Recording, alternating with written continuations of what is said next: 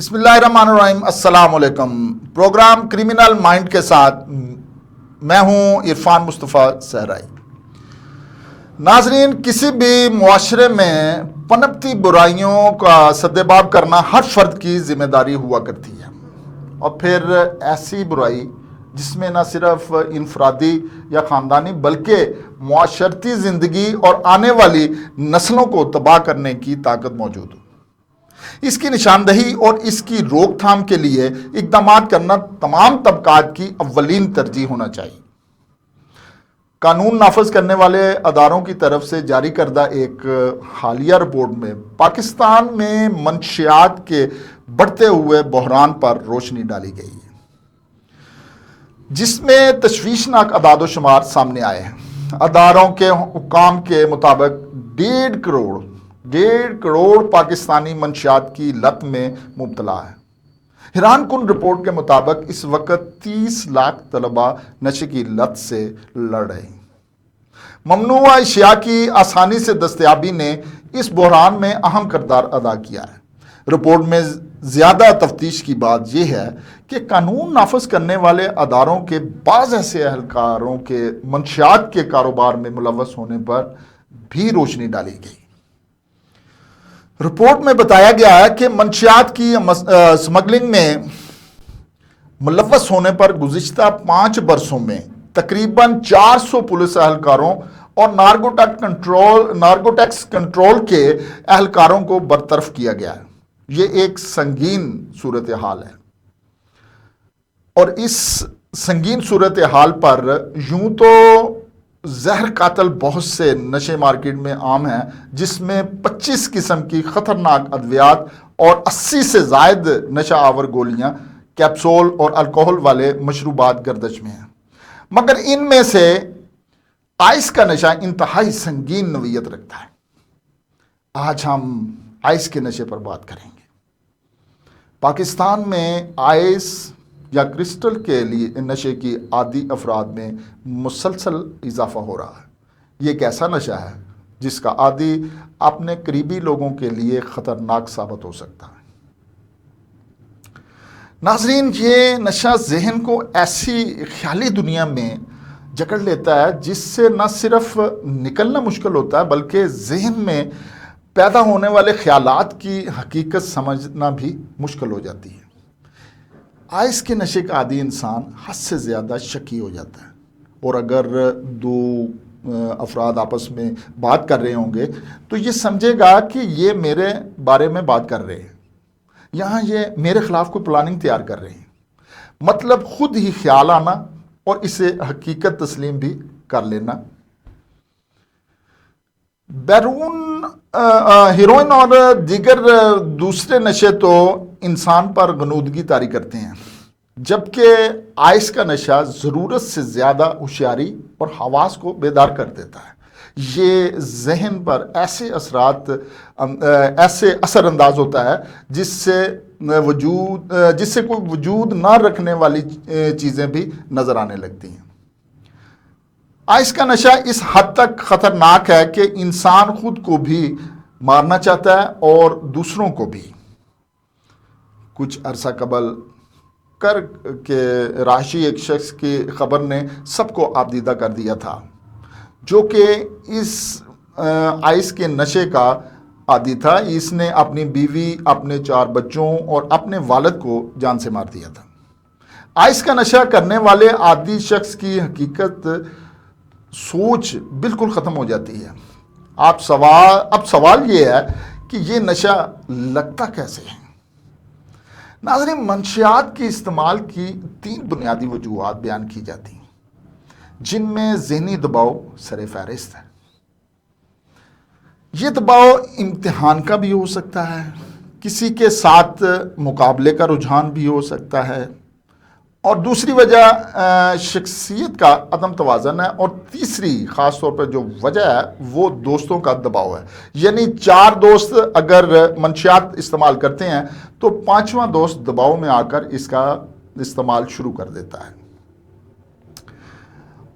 بعض امیر گھرانوں کے نوجوانوں میں کرسٹل کے استعمال کی ایک وجہ جنسی قوت میں اضافے کی خواہش بھی شامل ہے۔ اور انہیں یہ لت ڈانس پارٹیوں میں لگتی ہے۔ ناظرین، یوں تو آپ نے بہت سی اور بھی وجوہات دیکھی ہوں گی، لیکن یہ عموماً خاص طور پر یہ وجوہات سمجھی جاتی ہیں اور ہوتی بھی ہیں۔ ایک رپورٹ کے مطابق پاکستان منشیات کے استعمال کے نتیجے میں معذوری کا شکار ہونے والے افراد میں 98% اضافہ ہوا ہے، اور منشیات کے عادی نوجوانوں میں ذہنی معذوری تیزی سے بڑھ رہی ہے۔ منشیات دماغ کے خلیوں میں عدم توازن پیدا کر دیتی ہے، جس کے نتیجے میں دماغ اس طرح سے کام نہیں کرتا جس طرح سے عام لوگوں کا کرتا ہے، اور نتیجہ انسانی ذہن جسمانی اور سماجی طور پر معذور ہو جاتا ہے۔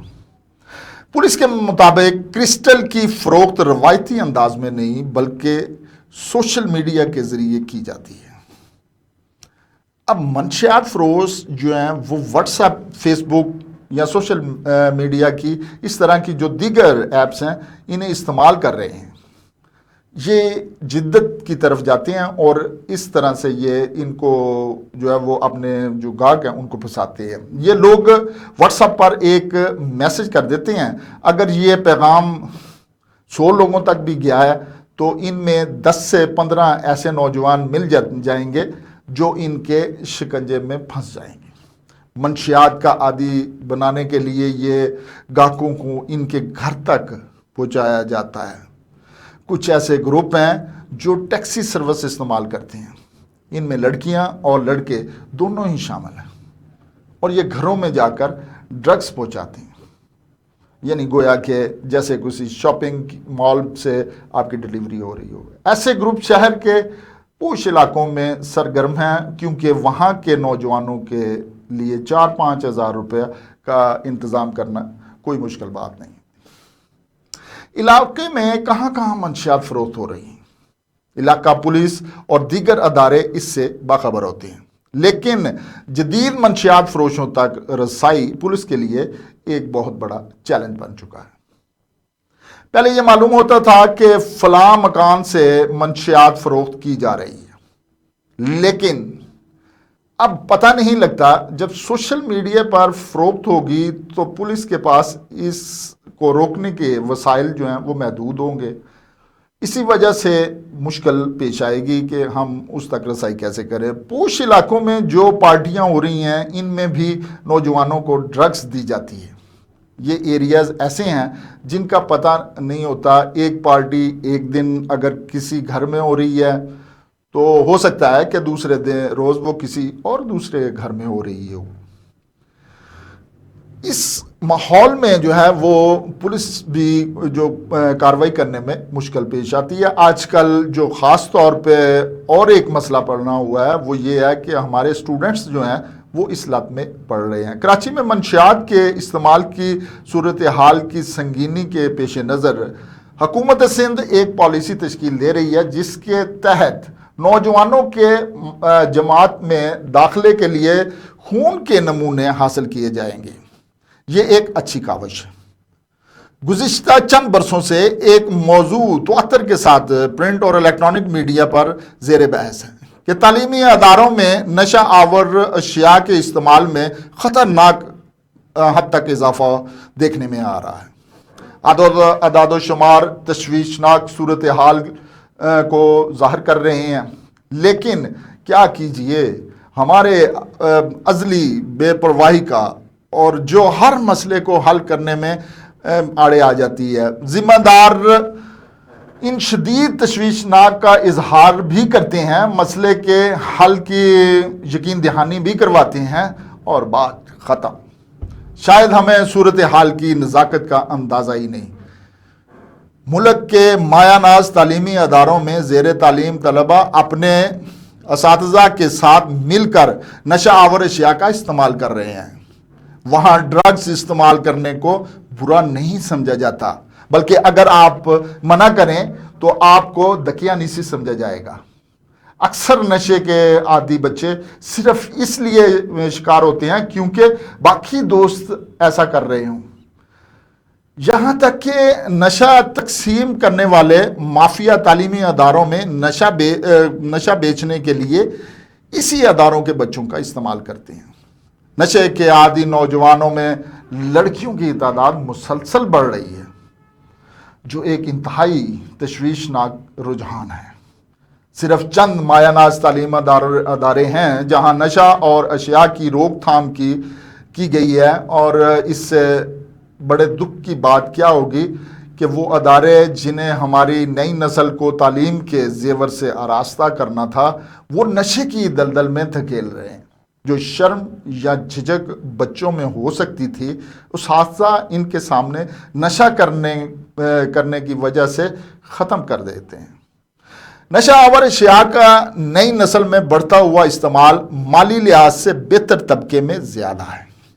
ایسے گھرانوں میں پیدا ہونے والے بچوں کو ماں باپ ضرورت سے زیادہ آسائش دے کر انہیں اتنا آرام پسند بنا دیتے ہیں کہ یہ زندگی کی تلخیاں برداشت کرنے کے قابل ہی نہیں رہتے، اور جلد ہی ہمت ہار جا دیتے ہیں۔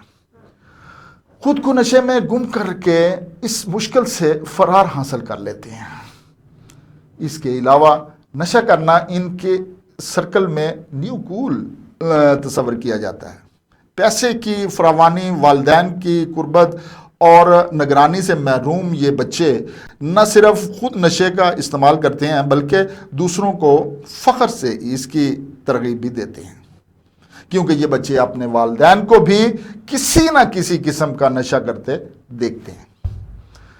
نئی نسل میں تیزی سے فروغ پانے والا نشہ کرسٹل میتھ ایک تباہ کن ہتھیار ہے جو ہمارے بچوں کو تباہی سے دوچار کر رہا ہے، اور یہ تباہی بہت دور تک لے گئی ہے۔ پھر علاج کا مرحلہ آتا ہے، لیکن یہ مرحلہ بھی گھر کے افراد کی شمولیت کے بغیر ناممکن ہے۔ احتیاط چونکہ علاج سے بہتر ہے، اس لیے والدین کی حیثیت سے یہ ضروری ہے کہ آپ اپنے بچوں کو زندگی گزارنے کے گر جو وہ بھی سکھائیں۔ صرف اچھا تعلیمی نتیجہ لانا کامیابی کی ضمانت نہیں۔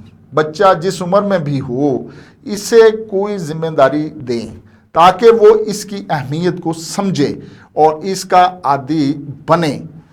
اور جو ایسا کرتے ہیں، جو والدین اس طریقے سے اپنے بچوں کی تربیت کرتے ہیں، وہ ان بچوں کو انہیں سکھائیں کہ اپنے جذبات کو کیسے قابو کرنا چاہیے اور مختلف رشتوں کے ساتھ زندگی کیسے گزارنی چاہیے۔ زندگی میں کسی مقصد کا تعین بہت ضروری ہے، پھر اس مقصد کے حصول کے لیے محنت درکار ہوتی ہے۔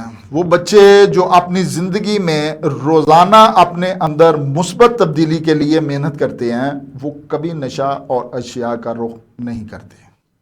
رہ گئی تعلیمی ادارے اور اس میں نام نہاد استاد، تو یہ علم بڑی دولت ہے کو کاروباری فکرہ سمجھ کر اس پر عمل پیرا ہے۔